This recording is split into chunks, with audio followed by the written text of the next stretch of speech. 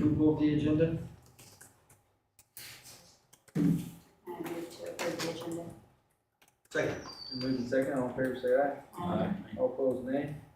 Motion passes. Next item is consent agenda.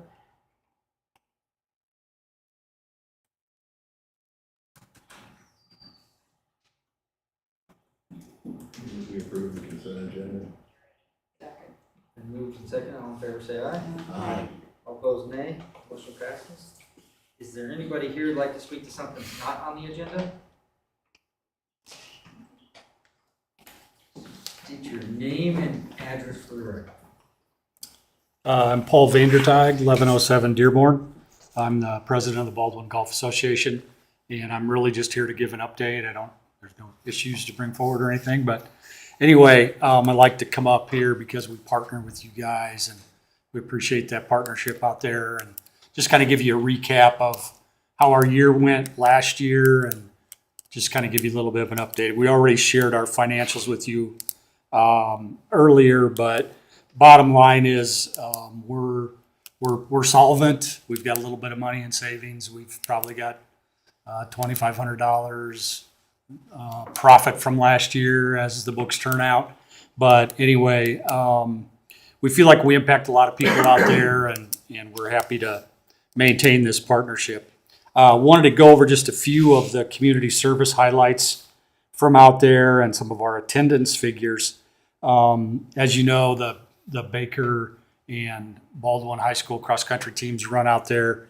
There was 2 high school meets out there, 2 Baker meets, a youth meet, and then a Maple Run event out there this year. And from those events, for both participants, about a couple thousand participants, and probably another 4,000 in attendance. So we're getting a lot of feed on those grounds out there, and just want to continue to let people know that. Obviously, the 4th of July concert event is a big one for us. I think you can probably trust Matt's numbers from the estimate. He estimates anywhere from 4,000 to 5,000 people on that night out there. Our particular interest in that is the parking. We reconfigured parking a little bit this year, ran it a little bit differently. We're still looking for ways to, maintain that.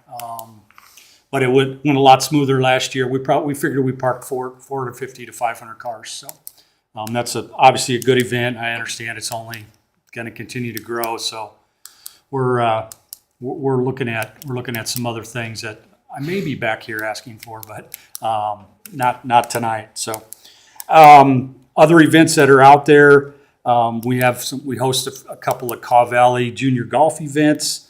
The boys and girls golf team are out there once in a while practicing. Baker, I think, informally practices out there once in a while, but we get a lot of foot traffic out there.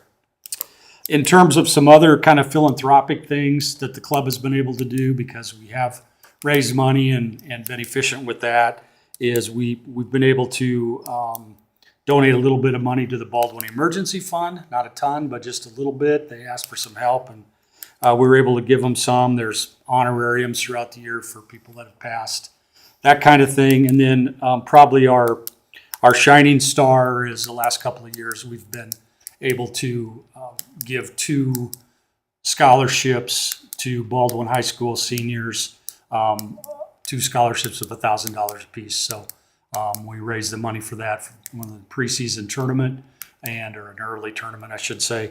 And so we hope to continue to do that, but we're not just kind of banking the money and spending it. We want you to know that we're giving back to the community on it. So some things down the road that, or I guess some of the things that we have done to improve the course in the past year. Finally, the shed's done. All the electricity's run. Everything's good there. So thanks for all the processes that we went through there with the city people and the zoning and coding and all that. All good there. We try to upgrade our carts, purchase a new cart for us. Not a brand new cart, but we try to keep our eye out for carts. We bought a cart or 2 the last year. We continue to have to add gravel to that parking lot. Just kind of, it is what it is. So I know we've got a ton of patrons that come out there. They rent the facility that we share the responsibility with Baldwin Rec on that. But we do put rock on that. We pay attention to it. So hopefully that's good. We put up another new net this year. Kansas winter got to it again a little bit. So we're looking at we'll be looking at. Hopefully we can patch it up for this year, and then we'll probably end up with getting a new net again next year. But the city staff have been instrumental in helping us get that up. So just want you to know I really appreciate that, getting those trucks out there when we need it and that kind of thing. A couple of things coming up that we need to take care of. We've been toying with the idea of buying a new mower for like the last 3 years. I think we've got that accomplished now. So we're gonna do that. Hopefully we can sell the old one off and defray that cost a little bit, but needed to be done. Already mentioned some net maintenance. We've got an odd hole that developed down there by the pond. We've got it fenced off, but so we're working on a solution for that. It's just if it's in an out of the way place, but if somebody wasn't familiar with it, you could drive a cart in there or something. So we're looking at taking care of that. And then just usual stuff with we're going to add a bench. We've got some ruts we need to place need to fill in by the clubhouse. Yardage marker, maintenance, cups, flags, sticks, everything. Just trying to keep it nice. So it's kind of the upcoming things we're looking at doing this year. Membership highlights. I always find these interesting. Steve Wilson, who's one of our board members, keeps very good track of who golfs out there, how many new people we have, and all that kind of thing. So last year we have both individual memberships and family memberships, or corporate memberships, I should say. Last year we had 77 individual or family memberships and about 20 corporate memberships. We had 149 unique players play on men's night, which is Wednesday night, which is a testament to kind of how wide it's reaching. And the average number of players we had last year, which would have been for 19 or 20 weeks, we averaged 50.5 players a night. So some of the old timers will look back and they'll say, man, we used to have 24 out here as a big night. And now it's commonplace out there. So we feel good about what we're doing. We think we impact the community, and just again, thank the council for the help and the partnership on it. And then lastly, I'll just leave you with some dates for our tournaments this year. And our work day. We schedule a work day every year. This year it's going to be Saturday, April 6th. We've gone to getting it done early in the season. That seemed to work out well. Our big club championship, we're moving to the front end of the season to Sunday, June 9th. And that'll be in conjunction with our Legends tournament. That'll be our primary fundraiser for scholarships. The girls golf team has a fundraising tournament out there in July on the 13th, and then our Baldwin Open will be Sunday, August 4th. So happy to take any questions, but that's kind of the state of the union from BGA. So June 9th, the chamber? No.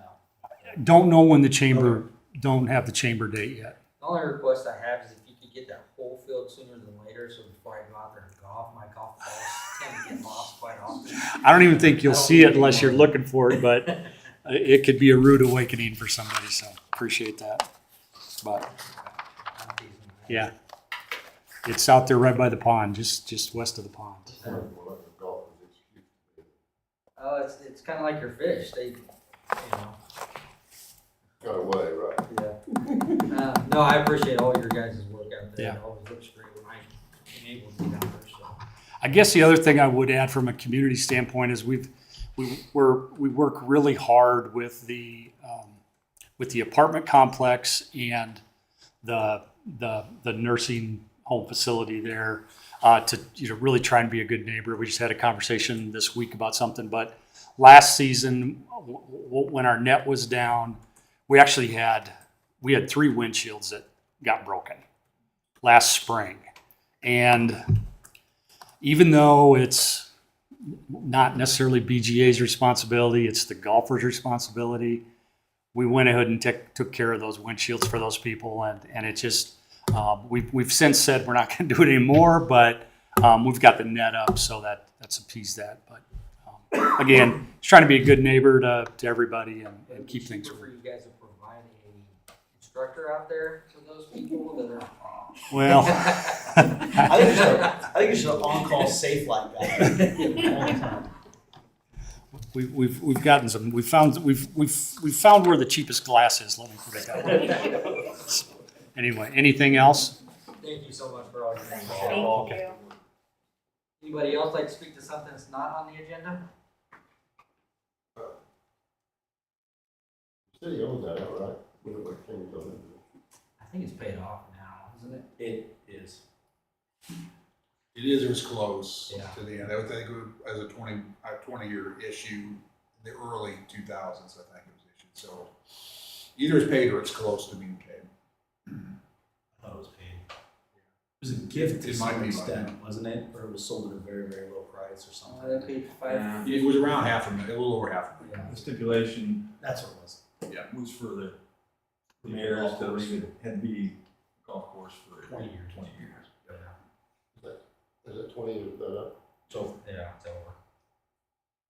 I think it was refinanced in Do we need 2014, so. Do we need to Yeah, do That, that? that's, yeah, so extend it out because of the refund. But I think we're about 1 or 2 years. the 20 years was only the stipulation on The people lease. who left it. The lease is always renewing. Where are we at on the lease? It was 5 years, wasn't it? Yeah. I believe, well, is he gone? Yeah, it was 5. Yeah, I believe we go 5 years at a time. Not sure where we're at. Halfway or 3 years. Feels, I don't know. We just did it a couple of years ago. Yeah. We say that, and then somebody tell me it was 6 years ago. Okay. Is this something that we need to keep in the back of our minds and maintain? Because a lot of people use that, but you can see it go into housing development. I think as long as they're continuing leasing it, we don't have any concern. That decision comes up every time their lease is up, and if they want to renew it, then at that point, the council would decide to give them another lease or not. So yeah, it's every 5 years have to make that decision. You can see it going in. I don't foresee it, not with their membership growing and all the use that it gets out there. That is a very much used green space. Yeah. Okay. Okay, next is special reports and presentations, Arbor Day. Presentation. Roger, if you want to join me, read this. Takes me a little bit to read this one.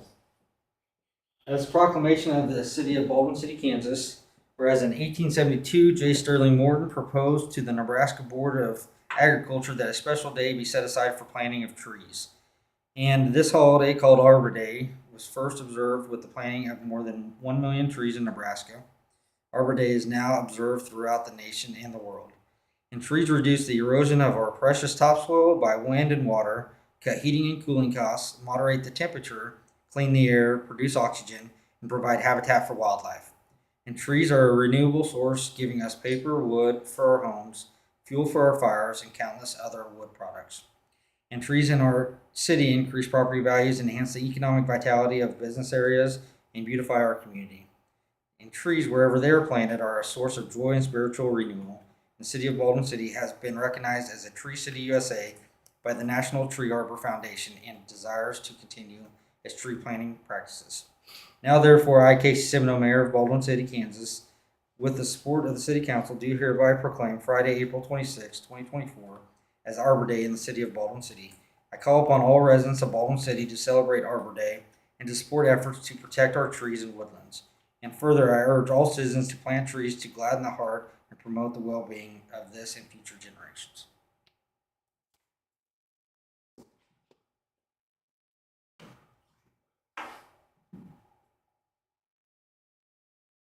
Roger, you want to say a few things? can see it better there than up here. I believe this is our 24th year as Tree City USA, and will be approved again this year. Have a little PowerPoint presentation. Let's go on to the next slide. That's not it. Yeah. Yeah. I wasn't familiar with that, Sean. Showing every single tree. There we go. Okay. So this is the tree board. Hopefully you can see that. Now, me on the left, Wendy Southard wasn't able to be in this picture. Cal Sink, Chris Hamill, and Eric Bailey. Next slide. About 21 years ago, 2003, I had a class at Baker that did a tree survey of the city. We surveyed what we call the street trees, which means they're between the street and the sidewalk, or if you didn't have a sidewalk, we estimated 25 feet. We measured the diameter of the trees. We measured the height. We made an estimate of the quality of the tree. So we had a bunch of different statistics, and every tree was located at an address.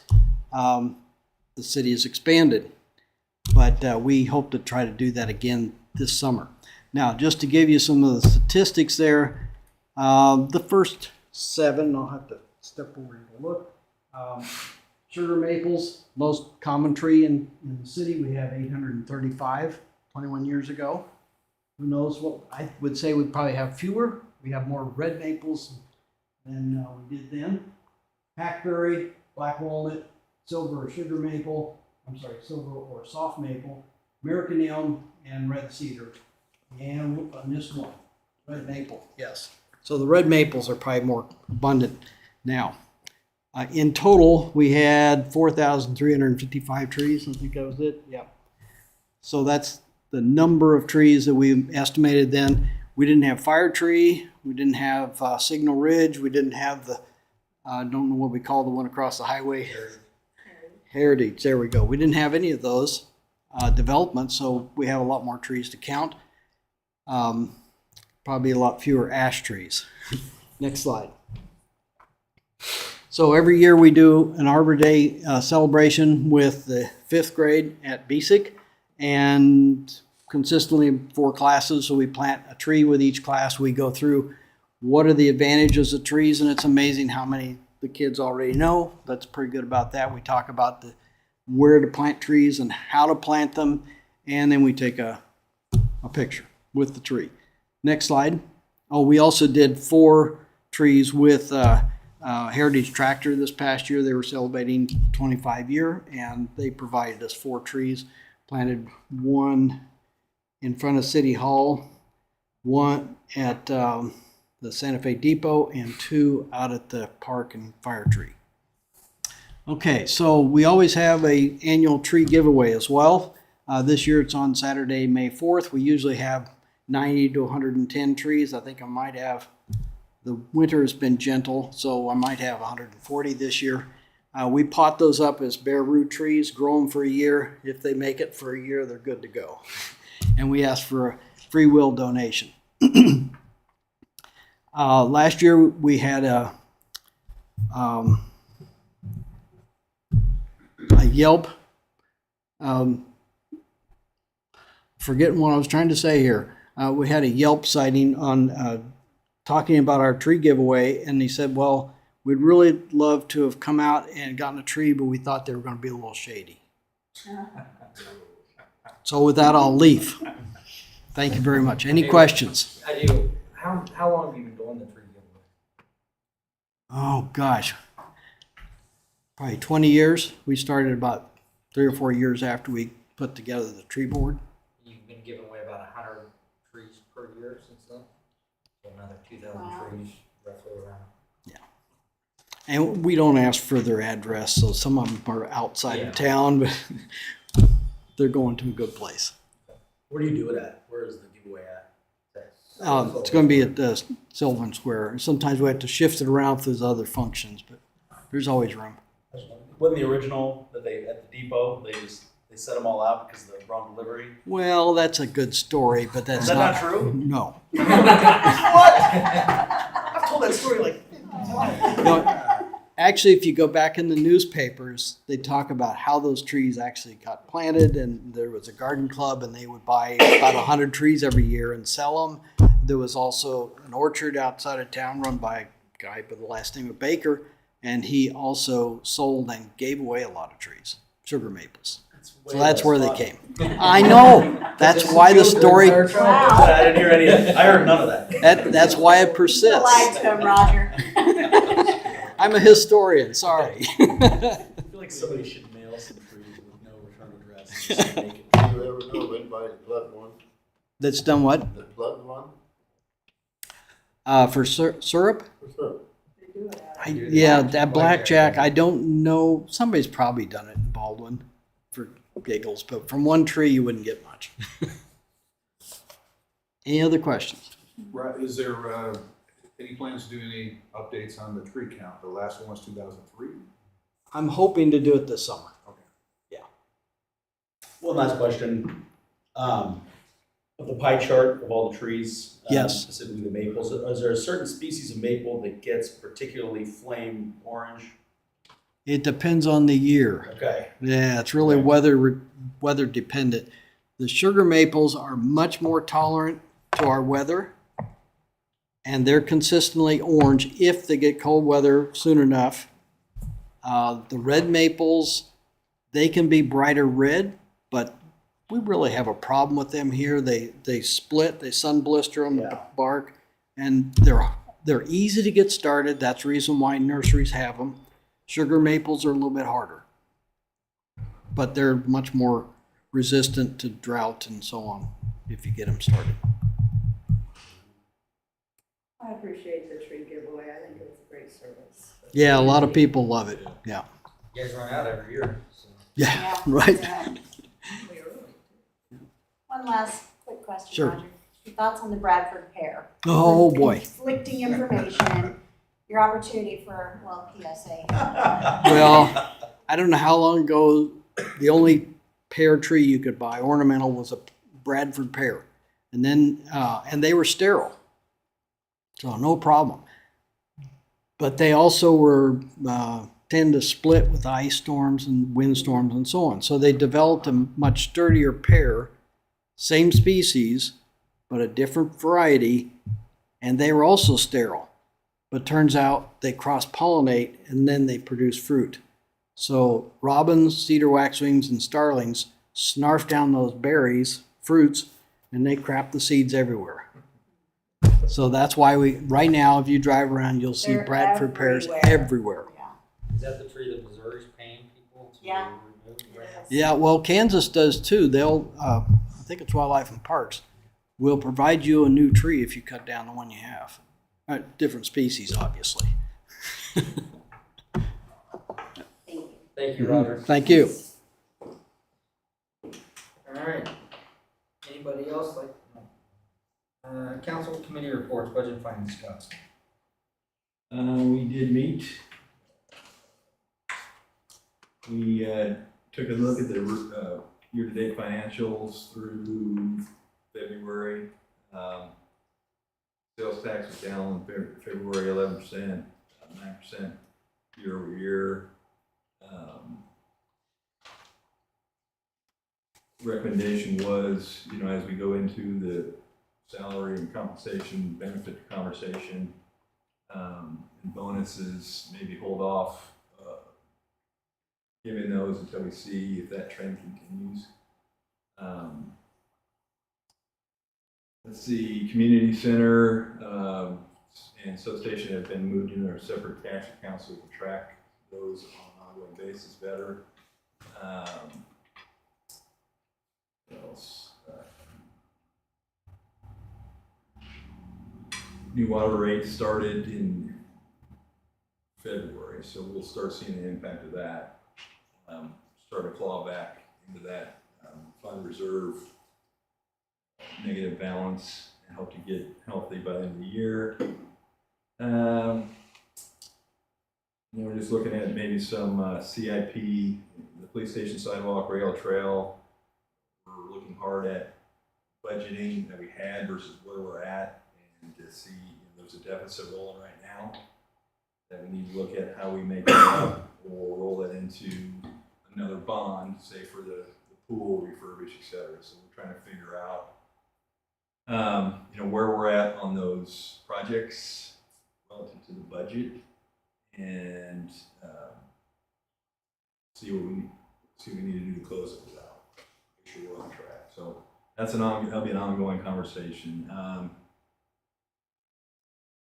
Community, we got another community center pro forma with the lower. We saw the rates we got was like 3.49%. I think the last pro forma had about 5% that we were projecting. So Baker Tilly and Ben redid the pro forma. I don't know if we put that in the packet. We need to put that into the next packet, just so the whole council can see it. So that, and we took a less optimistic view of the sales tax growth. We had modeled in 7% year over year, because we've been doing 5% year over year pretty much for the past 5 years. 10% in 1 year, so we modeled in 7. We ratcheted that back to 5% for the pro forma on an ongoing basis for the next 20 years, 5% every year growth.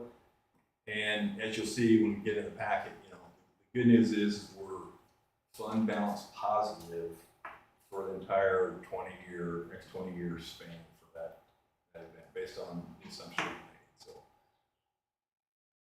we get it started, we'll start getting some real data in there, and I think based on what we've done conservatively, we should be good with the sales tax, the donations that we've got, and all the elements of that funding budget. Questions on that? The other thing that came up is we did talk about wage compensation benefit policy a little bit, and we're into that budgeting process. Merit bonus, cost of living increases, et cetera. We do this every year. You guys are very familiar with it. So that's going to all be part of that. How do we handle those? As you have seen by your tax bills, your assessed valuation, I'm sure everybody got, it's going to be another pretty painful tax season for everybody with the assessed valuations going to where they're going. So, we should be looking at, how do we compensate our employees, keep the best employees we can, and fill openings. We got a wage, salary survey going out. We're getting that analysis done like we do every 3 years, so that's going to be available probably the next 2 or 3 months, but not before then. So, we're going to have some difficult conversations as a council. If we see where we have gaps from a wage perspective, compensation, all benefits, and all that, how do we do that? How do we get competitive? We had that conversation. We had the chief in here a couple sessions ago talking about his issues and even getting qualified candidates or where we're currently at. We're hearing the same thing from other department heads. It goes across the board. Not surprising. So that's going to be our big dilemma, is how do we maintain quality city staff in the current wage environment and try to keep the tax burden as low as possible. So there'll be some difficult conversations we have, but it's not, everybody's going through it, so we're not different from anybody else. So I just want to give you a heads up on that. We're looking at that as we get into budget season. We'll keep you updated on it. The last thing we had is Dave Hill from the Economic Development Committee gave us a little overview of what they're doing, specifically around daycare and trying to generate some daycare businesses. So they're looking at multiple things there. I suggest if he's willing to have him come and talk to the council. They're doing some pretty good things to try to figure that gap out that we have in a daycare perspective, certainly from the 3 and below age. And then he's also talked about what they're doing to promote the residential developments that we have popping up, to make sure that they do everything they can to make the assumption rate, how quickly they get sold, as short as possible, as quick as possible. So it's pretty good information. If you the next council come in and give that readout, I think that was it. I'm going to be out on Friday. You need to meet next meeting would be then.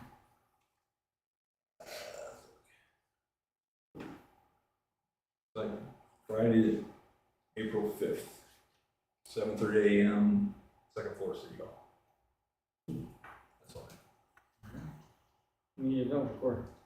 We haven't met, we meet on April 8th, as that's when Jason from BG is hoping to have some response back from the proposal for the KDOT grant funding. So that's for the brick streets. So he kind of punted on March, assuming we we're going to have a lot of guidance back from the state until then. So we have that on there. And he's going to have some numbers for us as well for the square bid, some projections as to what it would take to do that 8th and High central portion. And that is it. So we meet on April 8th, 4 o'clock, second floor City Hall. What would it take you, Susan? We did not meet. Anything to discuss? Next meeting is scheduled for April 9th. Public Works, Julie. No, we met on 14th, and there's a thing in your packet that shows the projection for the chip and seal for this year. The bids on that went out on March 4th, and they will be reviewed on March 22nd. So you guys can look at that map and see what's projected to be done. She's got a map of that. What? Yeah, it's in your packet, so. No. Is that the fourth phase? Do we start over after that? Is that the last one? Do you remember? It's at least, I thought it was the We last. missed a year. Yeah. Okay, so it's I think this is phase 3. I think. out of I 4. think you're right. I think Yeah. I mean, where the fourth section would be. Is in the probably closer to all the downtown area. Right. So Well, they kind of worked on the new areas first. right, because they have better infrastructure, Well, newer stuff. So they'll have to go and patch all the old stuff, and that's why they kind of. The park restrooms will be open around April 1st. And in April, prep work will begin on the pool for the 2024 summer season. Suez crews are still on site recoating the interior basin of the west water tower. They'll probably be about 2 more weeks before they can fill it and get it back into service. Before storm season. What? Right before storm season. Isn't that the problem one? Full stratification Well, some hours ago. no, well, you're talking about the chlorine problem. Yeah, the stratification of chlorine. We had to buy that cyclone system to mix it up. Yeah, well, the reason they're working on this is that it's never been clean. This is the first time it's ever been worked on for the recoating of the basin of it. Estimate of phase 2 of engineering study complete for possibility of reversing the flow of water between Edgerton and Baldwin. The estimated cost for that is $6,000 to $8,000 for the study. Public Works crews are working on replacing the 4-inch water line on High Street between 2nd and 3rd Street, replacing it with a 6-inch PVC pipe. They'll continue to 1st Street and eventually tie it into the 12-inch water main at Highway 56. New Generation, Weber Gross Welding has been working on all the piping for the install of the generators. Mid-States was in town to coordinate the start planning of electrical components. In April, should begin running conduit and cable trays. New substation, Virginia Transformer received the contract for the substation contract. The bill was received we received the bill for 30% of the price of the transformer required in order to start the order process. Mid-States came to discuss positioning of the substation on the old motel site. Newton substation was still working on time frame for Mid-States to alter some settings in the main breaker relay to shorten outage time during a fault that results in the breaker opening. We also discussed GRDA replacement PPA options. And the citywide cleanup is June 8th from 8 in the morning till 1 in the afternoon. Our next meeting is April 11th at 9 o'clock. Who's playing Scott? Yeah, we did meet, Lynn, if you wanna, or whoever's running the, put up the, slide, got in your packets, we did meet, as we discussed in the strategic planning workshop, where we wanted to try to get some of this data out there, surveys out there. This is the first quantitative, piece that we wanna get out there. It's the reliability data for the electric utility. And this is not necessarily the final view, but really we want to get this from the council and say this is the idea we have of how to present this information. As you can see from the top chart, if you want to go back up to the top chart, I mean, we just talking about outages, types of outages, minutes of downtime, whether there are outages or Evergy, which is outside of our control. So really just trying to get a baseline for how we as a utility performed in 2023. And then obviously measure it, you know, on an annual basis. The second part of it was, you know, I think people are going to be interested in, well, you know, I felt like I had a lot. It doesn't look like I had a lot. So really we want to give them the ability to kind of click down into their area of the city.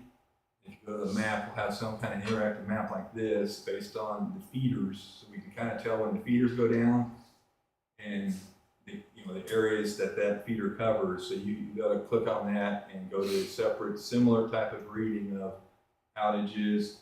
And I think the data we saw that Lynn showed, we were able to click down into actually on every incident what the cause was. So what we're looking for really from the council is this the level of information you guys are comfortable with having out there as part of the performance indicator for the strategic plan? Julie, you want to add anything to this? No, I think you covered it all. We just thought that it'd be great for the community to be able to kind of track when their outages are and why it was an outage and all. So. I personally think that's great. I think that's great resource to be able to go see real quick. Yeah. And I have to give Jeff credit because, I mean, he gave us pretty much all of the information Yeah. for it. So he's been tracking it and keeping it on a spreadsheet, so it's been really helpful. I'll second that. He's been extremely transparent. He's clearly motivated to try to get the outages to as little as possible. So he has no problem sharing the data. He wants to see it so he knows, you know, what's causing it, and then part of the budget process is what are the things he can do to go make it better. Then ideally, we see it improving year over year. What we don't know is how this really compares to anybody else. That's really kind of irrelevant because all we can do is improve upon what we have and where we go. So the second, you know, as we get this thing split up into, you know, different feeders, improvement there. You talked about the breaker, things you're looking at the breaker. And as we had a second substation, gives us a lot more flexibility to do maintenance, to do some things. So I think our ability to improve on these is high, and just focused on figuring it out. So I was very pleased with his support. There's another thing that follows with that. When it is all completed, we're gonna have to have more help. Say that again? We're going to have more employees to make that operation work. Well, yeah, possibly. I do know, just like the other departments, they're concerned about keeping the ones they have. Yes.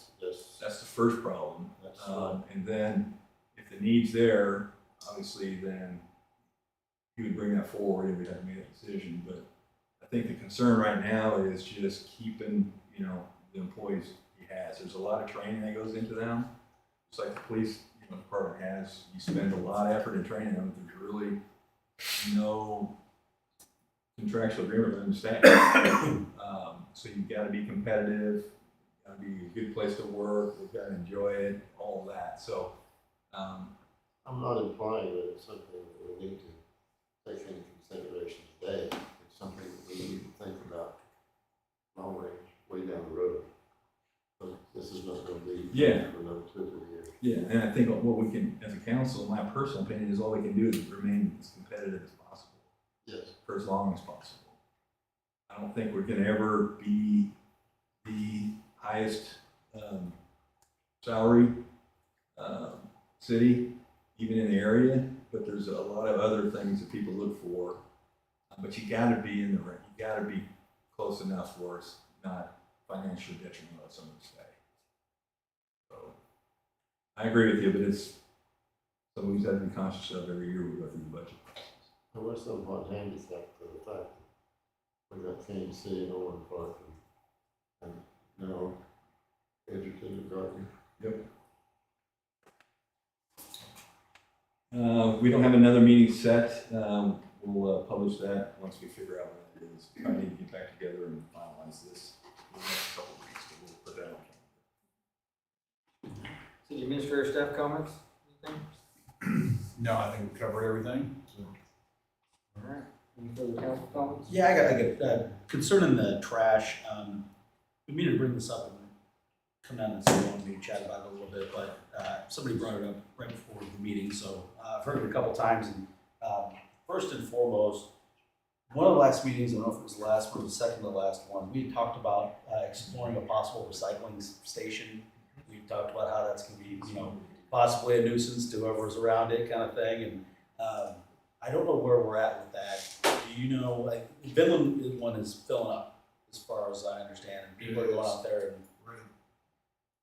have we looked into that anymore as far as maybe a place in Baldwin, we could set up a place? Someone come in It was service actually, years ago, it was actually a place in the Public Works area. It was actually built or partially built specifically for that purpose and never was done. It's gotta be a place that's secure. And if you don't, it turns into a trash dump. Right. So, but you run into limitations there because that's behind our fence, so I understand it. But that's all I know about as far as that. I have no idea what we do with the problem is where do you take the recycled material? So it's my understanding that, so what does Vinland do with theirs? I'm We not have sure more where infrastructure than they do. The county provides Vinland's. Okay. So we would take it to wherever they take it. Or maybe we first reach out to the county and see if they'd be willing to put one down here as well. They put one there. Yeah, it comes Is down that to something location. that Ottawa could still pick up That's after? what I'm thinking. Because they provide our cleanup It's day. one trip with some big dumpsters. Yeah, Ottawa could. You put I mean, another they did bid it for out. Wellsville, they said in their presentation. I think your point is, we need somebody on Yeah, Yeah. Just up there. it. It's. I mean, we lost a big service as far as our, the recycling got a lot more expensive and people are less willing to do it now, and so, we have to make up the ground there, and I think we should keep it topical.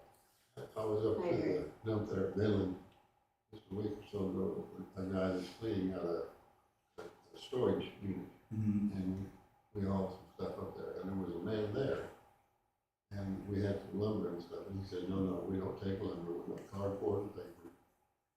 Which is that, of course, we had a lot of cardboard, so we Yeah. got a bunch of boxes and stuff. He was there to Regulate. kind of regulate it a little bit. Glenn, would you want to reach out to Ottawa Sanitation or Emerald on YouTube and just check to see how much they charge for a big recycling bin? So kind of comparatively to what Wellsville has. What does Wellsville I have? haven't seen. I think I don't know from what Vinland has. they presented was just a big Just community one. community recycling thing. I mean, if we know the price of one, then we can have some discussions, but Well, also, I mean, what do we want to recycle here? I mean, there's different bins. You can't dump your plastic, your cardboard and all that. they do. We do it for Ottawa right now. It's all going into your recycle tote. But So they- Ottawa did say that their glass could be, as soon as their transfer station said no more glass. Cut that That's out. what I was thinking of as being an issue with it, yeah. Let's see what proposal they could provide us. That So- at least gives us a starting point if we have to open out for bid or whatever. I don't know if there's specific recycling things, or maybe reaching out to the county, seeing what they do. Do the county, yeah, see what they say. It'd be free, or hopefully, Yeah. if the county can That's what provide I it. need. Yeah. Yeah. That'd be amazing. Yeah, Freeze. I know you guys, city level, are pretty tied up with the whole trash recycling conversation. So then my next part is hopefully to alleviate, or if there's a window to, on your guys' end. But I've had several people tell me that they have called Ottawa to either complain or suggest, and they're being told that that is all to come to City Hall. But I thought from the last contract that we renewed, that customer service piece was to fall on them. Am I misguided in thinking that? Yeah, we get quite a few calls and we don't, we'll answer what we can. I mean, if they're, something But there was we a can budget control, for whatever, that. but yeah, I mean, really, they should be calling Ottawa Sanitation. not That's us. no longer in our budget, right? Well, we cut it down. Yeah. From cut it. $3 to $1.50. Right. Right. As part of that discussion. Well, what the council. It's in the We contract. will answer any questions that we know. If not, we do direct them to call Ottawa Sanitation. But to your point, they should not be saying the opposite of what's in our contract. Correct. That's Right. what I'm trying to drive. Yeah, I had not heard that yet. I haven't either, and I can tell you, I had to personally email them, and they were, well, actually, I emailed them on behalf of a couple citizens that complained that their bulky items didn't get picked up. They were very responsive. Okay. They have been very, very good. For more than Right now. once, so, For the last 2 months. for what it's worth. I will share you an email, that should be pretty responsive. Cause they didn't, I mean, they didn't even know who I was or anything, but I was reaching out on behalf of other people. And they went the next day and picked it up. I'm gonna be honest, I was really scared because they were coming at us with, well, let's do this, and it didn't end up turning that way. Okay. And they've been good to work with. Anything else? No, I'll entertain a motion to adjourn. Second. Been moved and seconded, all in favor say aye. Aye. Opposed nay. Motion passes, we're adjourned. About what?